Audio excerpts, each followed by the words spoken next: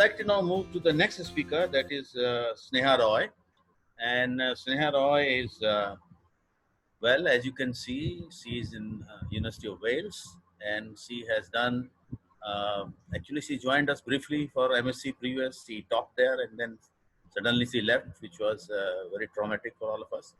But then she did her MSc with laurels, and now she's doing her PhD. We're very glad that she is doing very well, and as our alumni, and so she should be a source of inspiration for all the young students and research scholars that we have.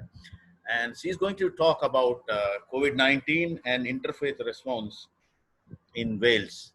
And again, I think this is a topic which is again directed towards the current situation. So definitely in India, we have had a lot of problems. I don't know whether others are aware of it, because in India we had the Tablighi Jamaat and all kinds of things. There was a particular community which was blamed for it, which happens, which happens in many other places. After the same thing had happened, I've shared that with my own last, last, last week. But let us see what is the interfaith and relations with COVID-19. Over to you, Sneha. Thank you, sir. Can I just have a quick show of hands as to if you can hear me or not? Am I audible? Okay. So good morning, good evening, and good afternoon, depending on wherever you are. And thank you to the organizers. Thank you, Joshi sir, for spearheading this. Thank you, Avitoli ma'am. Thank you, Sagarika, for corresponding back and forth with us. And thank you to the moderators as well, the speakers and all the participants. This is a very timely webinar, and I'm very privileged to be a part of it.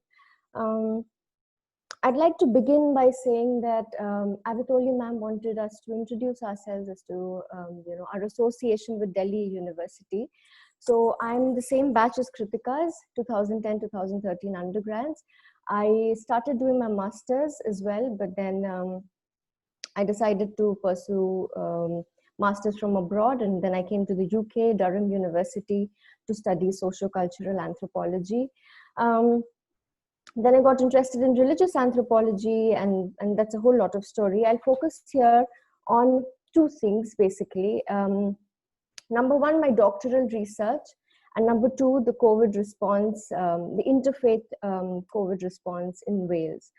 The reason I want to bring in my doctoral research is that I just came back from Myanmar, where I did my field study in only February, as recent as February. And I just think sometimes that what if I had planned my field work a little after, and then how would the dynamics have changed? Just to brief you all, for my doctoral thesis, I'm looking at the role of Buddhist religious leaders in maintaining Buddhist-Muslim relations, especially in the post-Rohingya so-called genocide context, and looking at how these Buddhist religious leaders are contributing towards transitional justice in contemporary Myanmar. Many of you may know that until 2011, as recent as 2011, Myanmar was on international lockdown. They had shut their borders and they wouldn't allow any sort of international communication. So they had briefly opened, and they've again closed down, right? And I just think for people, my research participants are mostly monks and nuns who are by their very vocation are asked not to use technology as much. They do not have smartphones. And it's wrong to say that none of them have. Some do, some even drive cars. That's a different issue altogether. But what I try to say is majority of my research participants do not have access to these smart technologies. And if the situation could have been, I would be stuck in Myanmar, number one, during the COVID crisis, or what if I had planned to do it some months later, where I wouldn't have had the opportunity to go to Myanmar in the first place. It wouldn't be possible for me to do ethnography online with my research participants. And I often think, how would it have impacted my entire doctoral thesis? This is something the reason I'm sharing this with you is that maybe there's something for us to think about as anthropologists, that there's always certain factors out there, and Tanya rightly mentioned that sometimes we tend to not consider certain factors that may come across, on your way, and that might tend to completely change the way you understand or design ethnography. Um, there's a word that I like Nilisha Di and Mitashri ma'am used, and the word is context. The context plays a very important role in ethnography, and you cannot generalize. Um, I cannot speak for Nilisha Di cannot speak for me, for instance, in terms of how very specialized each ethnography is. Um, so yes, now I'm back in Wales. I am in the process of writing, transcribing data, and it's to be very fair, if you ask me how the lockdown or the COVID crisis has affected me personally, I'd say not so much. The research impact is not so much, because I was anyway planning to do a lockdown, a personal lockdown for myself, sitting with the laptop and internet connection and doing my writing. But then unfortunately, the entire world is on lockdown now, right now. Having said that, what I want to emphasize is, even if my research is not impacted, I am personally impacted, because I think in a way I'm living a dual life where I'm worried for my safety, security here in Wales, but I'm also thinking back and forth about my parents and family back home. So really, far away from home, the title of this webinar, far away from home is a difficult place to be, right? Because especially in this global crisis, because we are really like not only worried for ourselves, but also for people we care about back home. And especially with the cyclone hitting Kolkata, where my family is based, things have gotten a little worse. We do not know for how long would the normal or the regular social interaction would have to be suspended, and how the regular routine can be revised, and how do people come back to their regular life. So it's complicated, and it's difficult. Well, these are all the sad things. What I want to talk about right now is something positive. So like I told you, my doctoral research focuses on interreligious relations, and that's something that I've been also working with international organizations. I specialize in post-war transitional justice and the role of religious leaders in it. So when the COVID happened, and at least I know 3 of my friends who have lost a parent to this crisis, and when I read their personal accounts and accounts of people who've been affected, I often come across the need for positive vibes, the need for hope, strength, and positivity. And I thought a lot of people are turning to prayers and counseling, and why not I use my network of interreligious leaders to come up with something. And that's when I came up with this project, where we have these meetings with interreligious leaders, and they record messages, right? And these messages go online, and what they want to say is, like those messages of, wear mask when, go out. Sometimes what the religious leader says penetrates deeper into the society than the doctors or health workers saying it. So we are really trying to work with the religious leaders, and they saying some really important messages, so that people understand and absorb those messages well. This is one part of the project that I'm doing. Another thing that we're doing is we call these welfare packages, right? So a lot of people are in need of things like I mentioned, prayers, counseling, and also very important here in the UK especially, funeral rites, right? So since the COVID has happened, and with all the social distancing protocols by the government, people, including religious leaders, are not able to perform the very important rites. So we can postpone, let's say, wedding and, a first rites ceremonies of children, but then funeral is something that is considered one of the most important rites, and that is being greatly impacted. So with these religious leaders panels, we also try to record messages, such as, you know, for instance, a Hindu priest saying that do not worry, if, you know, please continue to maintain social distancing while performing this. And even if you do not have a priest, you can recite these verses from, you know, the Bhagavad Gita. You can say these shlokas from the Bhagavad Gita to not only calm yourselves down, but also in hope that the deceased soul attains peace, and so on and so forth. Because really, given the protocols in mind, you cannot do the funeral rites as it used to happen, right? And it matters a lot to people. So these are the few things that we are doing, and I would just like to end with an example. Yesterday we celebrated Eid in Wales, and it was a very difficult time for people who are away from home. Especially imagine students who are at level 4, for instance. They're just 18 and 19-year-olds, and they're stuck here. We have a small Muslim community, you know, two imams, a small mosque here.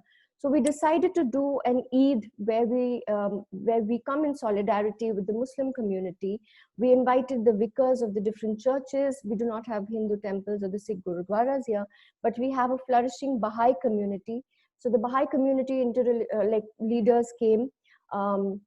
We heard the words of the Imam. They broke their fast. They celebrated Eid. We all took our takeaways, the packets, you know, food back home, and then we did a sort of, you know, solidarity meal over Microsoft Teams, very similar to Zoom. So this is the kind of things we're trying to do to keep the spirit of people alive, by the help of religious leaders, whose role I think is very, very important in this crisis. And yeah, that's pretty much about it. And I'll be happy to answer questions or queries if you have, or also, you know, if you have any suggestions as to what can be done as well. Thank you so much for your time, and thank you for listening. Sneha, thank you very much for your very bubbling presentation. You talked to us about your Myanmar experience. Very good to hear that you have collected most of the data. At least now, you know, you are not short of data, and you are now. You talked about the role of religion, and I think that's a very, very important aspect about which, because as everyone knows, that we are also going to have a lot of mental burden in future, and religion or religious practices to some extent would like to, you know, help us in that, and how we can do that. I think you did a very good job, and I don't know which group was that. We called people from churches, people from different faiths, and they came together. That was a great idea. Now, I think before I invite questions, two people I would like to invite. One is Professor Paparao. Now, Professor Paparao is the senior most anthropologist of our country. I want Paparao you to come. I am very happy to associate with this lecture program. It's very well organized, and this provides an opportunity to our international interaction with all your old students. Yeah. For me, and I am also benefited a lot from them, their experiences in the field, and the modern methods, particularly the smartphones and other things. And you have also given the interpretations and all the things with regard to the new methodology for the ethnography.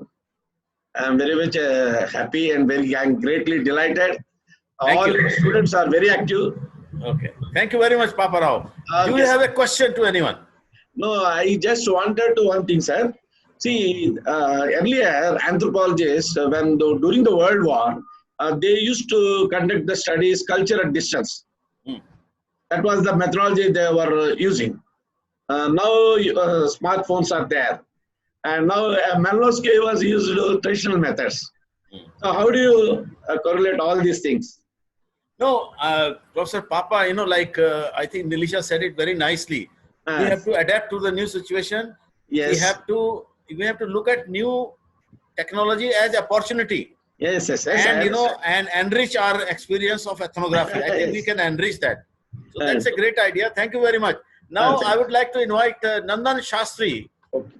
Nandan Shastri, thank you very much that you have been part of this discussion, and I saw some of your comments also. Yeah. Hi. Yes, you're there. We can hear you. I am very glad to attend this webinar, and in our University of California, Berkeley, we have a very good department of anthropology with Haas Museum, and many PhD students get opportunity to interact with very senior academicians, and uh, we also offer scholarship to freshers from India too to study. So it Thank was you very very much. nice. You have a question? No, not right Okay. now. Thank you. Okay. Thank you very much. Now we invite Sneha. You please be ready now if there is any question. Well, I think Sneha, actually the question she was actually trying to ask was targeted towards the situation in India, where there is a interfaith, I think, mistrust that is there, and because of that, a lot of social media things took place, and a lot of blame game that was there, at least in the initial days of the corona scare in India. We had this whole thing, and I think she's asking you whether the same kind of situations arise in Myanmar, or like maybe some insights she's trying to get from you. In the meantime, you can just answer. Still, she's asking.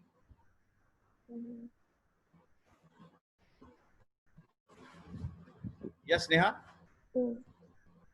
Okay, thank you for your question, Snata. I must begin by saying that interreligious work, interfaith work in itself is extremely sensitive and very, very controversial, right?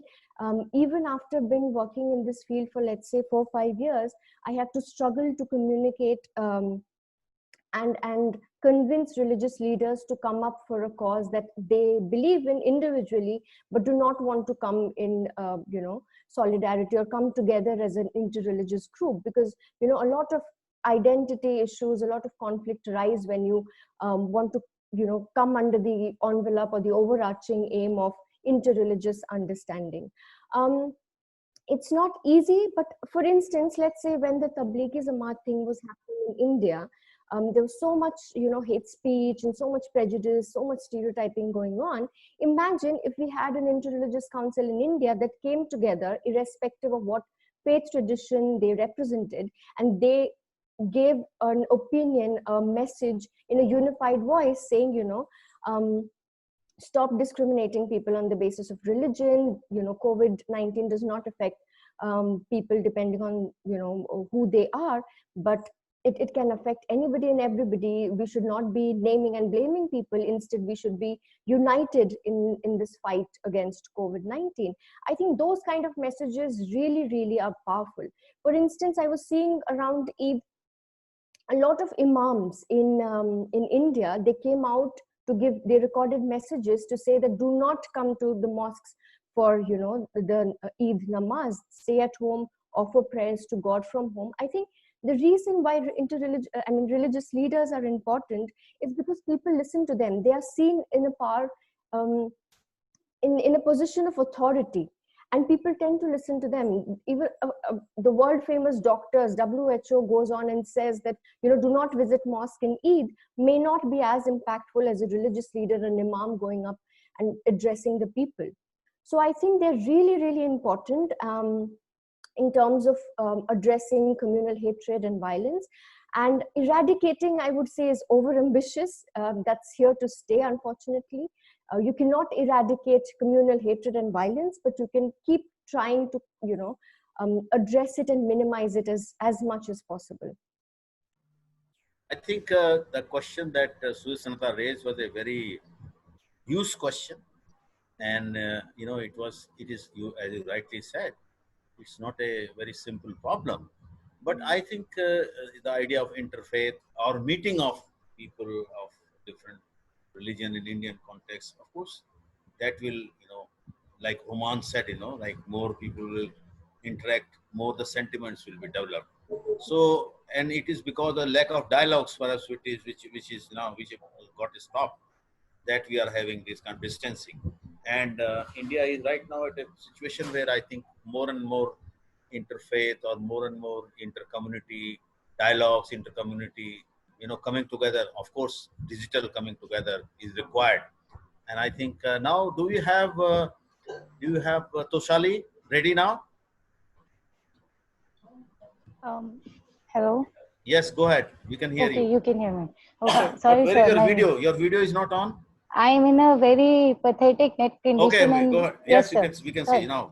You have Yeah, a sir. question to Nilisha Nilisha, or ma'am, okay, basically. you have a question. So I have a question in which I just want to know that we are all discussing about how digital ethnography or ways of conducting researches online can actually help us. But I am also trying to develop one of a questionnaire in which I can ask some questions from people. But every time I am making a question or the questionnaire, I am thinking that how do I assure the reliability of the responses that I get and the validity of my research? Because not every moment, even if I talk about population who are having the technology to respond to my questionnaire, how do I assure that these people are being honest and are being truthful about their opinions or the questions that I've put? And how do I gain the quality? Like even if I use Google surveys or I use any kind of survey methods, how do we assure that reliability of the method? Okay, so your question is on quantitative methods, and Nilisha, want to Yes. answer?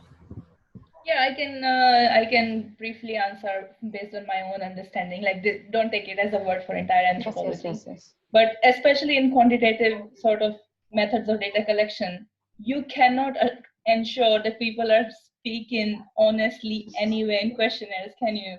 Like, you just give Yeah. questionnaires out to people and they can fill whatever they want, and that's why we used to like sort of substantiate it and triangulate it with some qualitative data.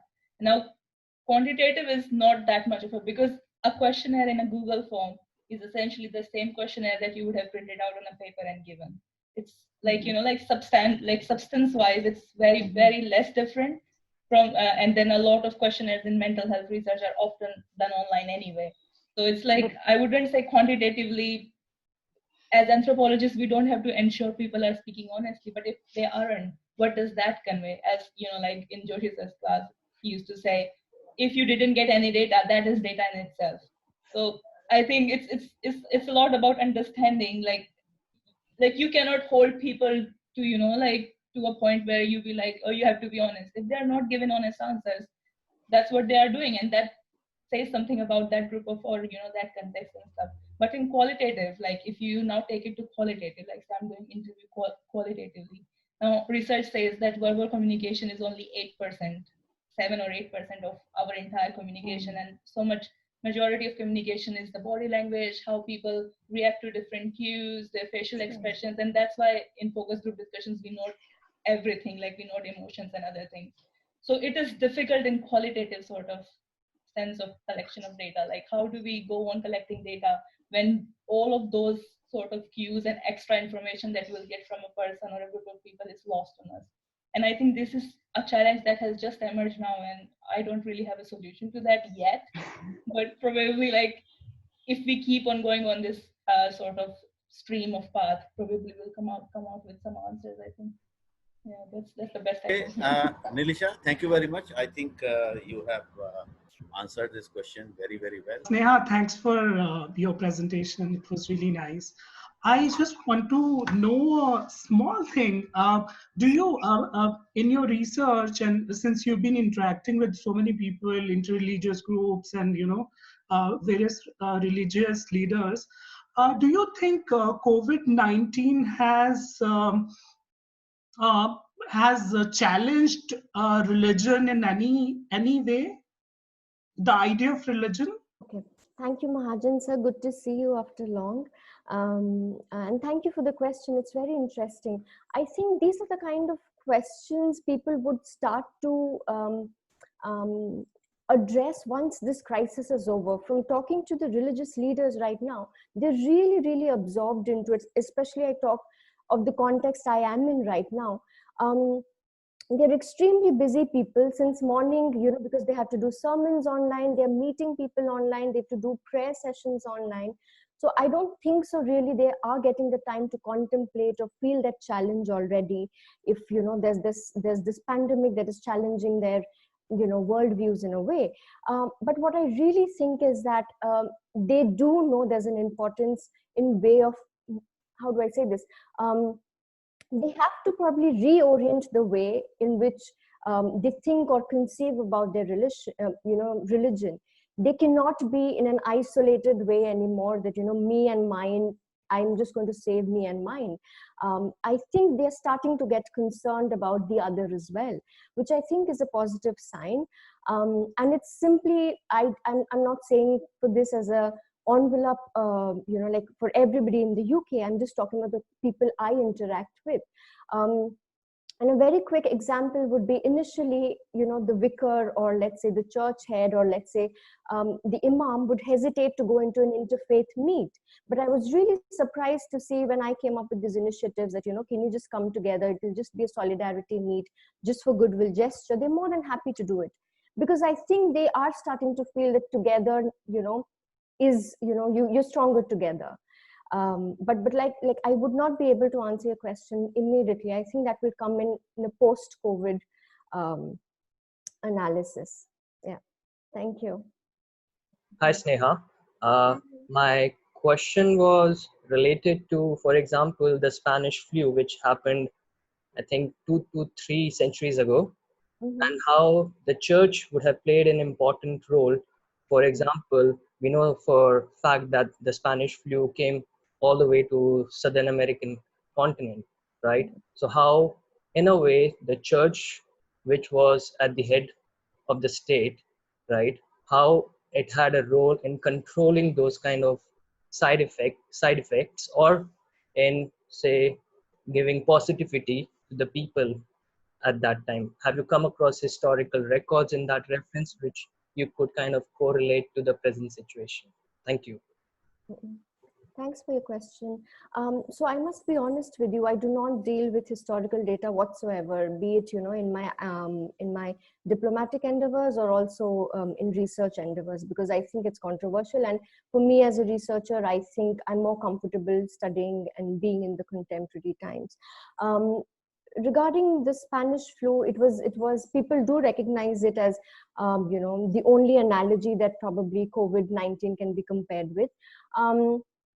Time and again, I hear people talking about the Spanish flu, and people who witnessed it keep saying that, during this time, this is what we did. But I personally have not come across any historical data, and I haven't looked into it, to be fair. And what I can tell you is that when talking to the religious leaders and what can we do about it, they do mention that what they did, around the time when Spanish flu was prevalent, especially in Europe, where it harmed so many people and lives in general. But yeah, beyond that, I would not be able to engage with your question, I'm afraid. Thank you. Well, thank you for your insight in relation to that. I think it would be interesting to to look on that theme, and if anybody is interested, we'll have a nice set of eyes to look out for global connections in that respect. That's true. And I really think interfaith, it was it's not a modern phenomena. It did happen, but the phrase is now becoming very popular, right? So if I ask someone, was there interfaith engagement, interfaith dialogue during Spanish flu, they might just deny it outrightly. But not under that heading, but then in general, I think there were occasions where the religious leaders probably came in together to address the flu, right? That would be my understanding. But thanks for the question. I would probably look into this after when I have time. Thank you so much. My pleasure.